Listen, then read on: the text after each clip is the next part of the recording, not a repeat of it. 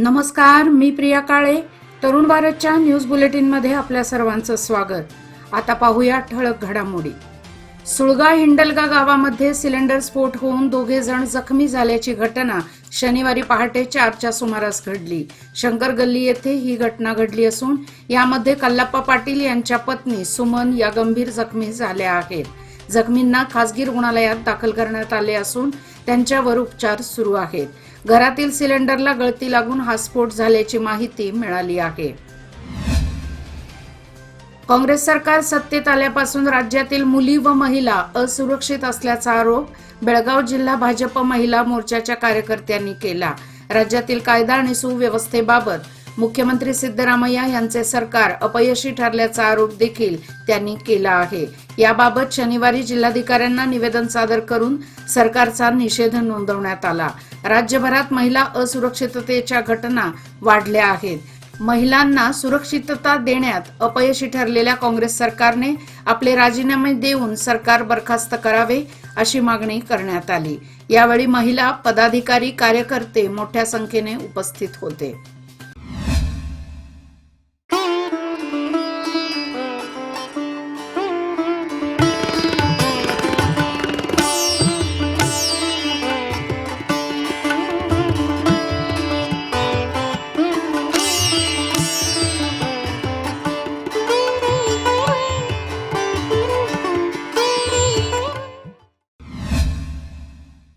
सामरा येथे 18 वर्षांनंतर भरत असलेल्या श्री महालक्ष्मी यात्रेला शनिवारी 5व्या दिवशी सकाळपासून पंचक्रोशीतील शेकडो भाविकांनी गर्दी केली होती.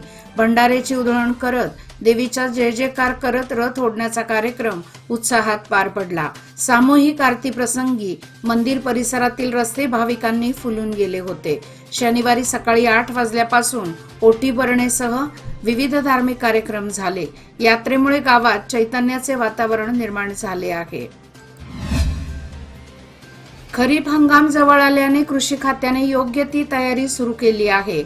यंदाच्या हंगामात 2,38,000 टन खताचे उद्दिष्ट ठेवण्यात आले आहे.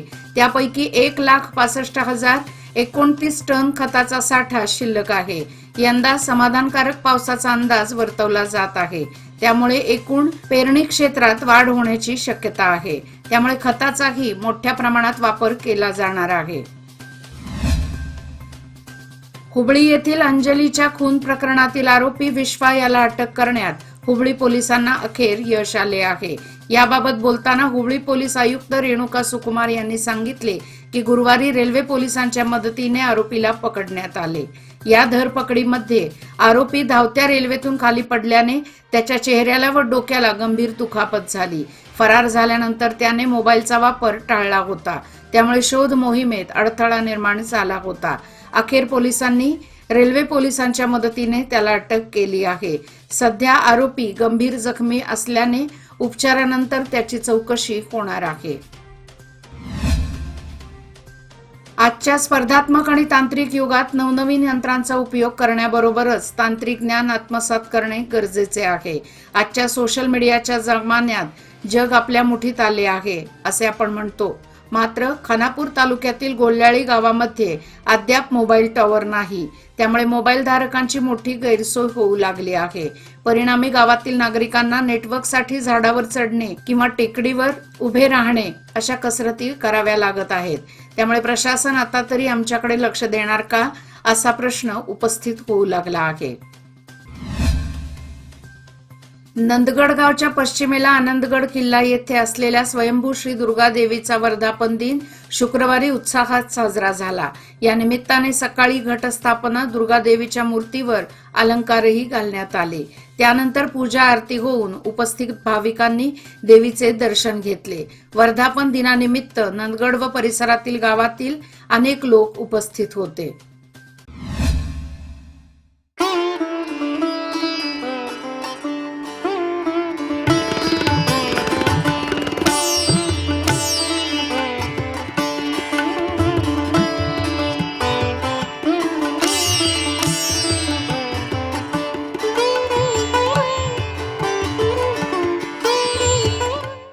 महिलांची शक्ती हीच समृद्ध भविष्याची निर्मिती. लोकमान्य घेऊन आले आहेत महिला उन्नती योजना, जी देते तुमच्या गुंतवणुकीवर 10% आकर्षक व्याजदर फक्त 500 दिवसांकरिता. किमान गुंतवणूक 10,000 रुपये. अधिक माहितीसाठी आजच कॉल करा 1800-212-4050. योजना फक्त महिला सभासदांकरिता. नियम अटी लागू. लोकमान्य, जिथे पैसे वाढतात आणि नातं वृद्धिंगत होतं.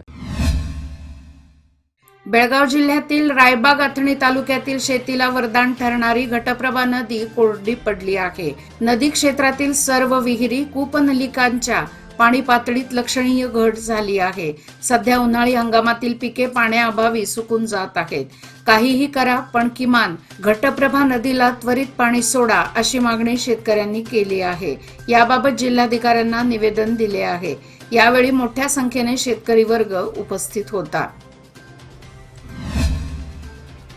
नागरिकांना शुद्ध पाणी मिळावे या उद्देशाने राबवण्यात आलेल्या जलजीवन मिशन योजनेचे काम घिसाडघाईने केले जात आहे. त्यामुळे कामाच्या दर्जाबाबत प्रश्न उपस्थित होऊ लागला आहे. नळ जोडणीचे काम व्यवस्थित होत नसल्याची तक्रार स्थानिक नागरिकांनी केली आहे. संबंधितांनी याकडे लक्ष द्यावे, अशी मागणी होत आहे. हुक्केरी तालुक्यातील प्रत्येक खेड्याचा समग्र विकास करणार असल्याचे प्रतिपादन जिल्हा पालकमंत्री सतीश जारकीहोळी यांनी केले. त्यांनी तालुक्यातील हरगापूर गडाला सदिच्छा भेट दिली, त्यावेळी ते बोलत होते. लोकसभा निवडणुकीच्या प्रचारानंतर पहिल्यांदाच हुक्केरी विधानसभा मतदारसंघातील प्रत्येक खेड्यांना भेट देऊन तेथील समस्या जाणून घेण्याचा त्यांनी प्रयत्न केला.